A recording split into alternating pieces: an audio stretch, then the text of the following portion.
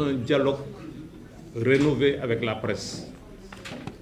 La presse sénégalaise vit des moments très difficiles et la survie du secteur est hypothétique. De nombreuses entreprises sont en situation de quasi-faillite depuis le Covid-19. À terme, la menace de fermeture pour les entreprises de presse est bien réelle. Plusieurs centaines d'emplois vont être perdus. Face à cette situation périlleuse, les cotisations sociales pour les travailleurs ne sont plus versées régulièrement, sinon pas du tout. Et la couverture médicale n'est plus assurée pour nombre de cotisants des travailleurs du secteur des médias. Cette situation catastrophique des entreprises de presse et conséquemment celle des travailleurs ont surtout empiré durant l'année 2024. Et nous le regrettons, pendant les 10 premiers mois du nouveau pouvoir incarné par le président Bassirou Diomaye Diakhar Faye, en raison de mesures handicapantes pour l'entreprise de presse.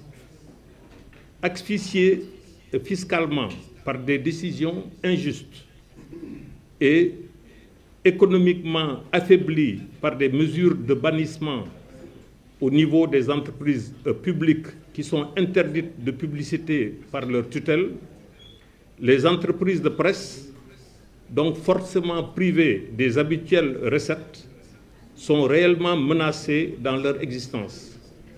Il s'y est ajouté la décision à caractère superfétatoire d'une reconnaissance ministérielle pour le média déjà identifié dans le respect du Code de la presse.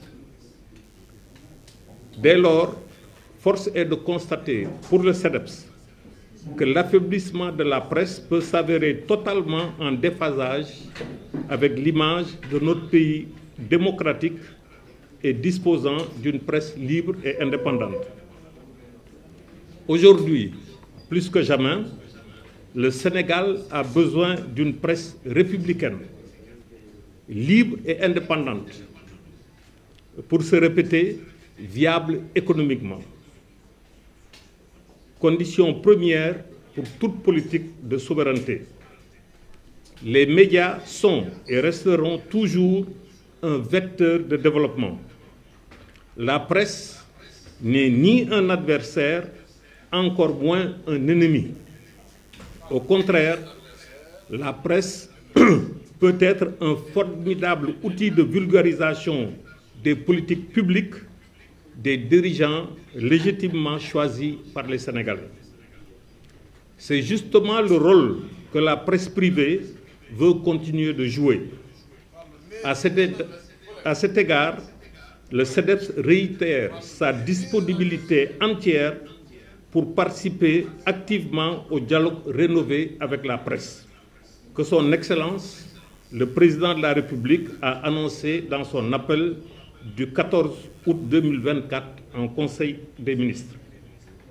Nous appelons également tous les citoyens sénégalais, la représentation nationale, les confréries musulmanes et l'Église, la société civile, les partis politiques, les acteurs des médias, toute l'élite économique et intellectuelle, les partenaires du Sénégal, pour contribuer à asseoir un environnement favorable au renforcement de la liberté de la presse et de l'état de droit.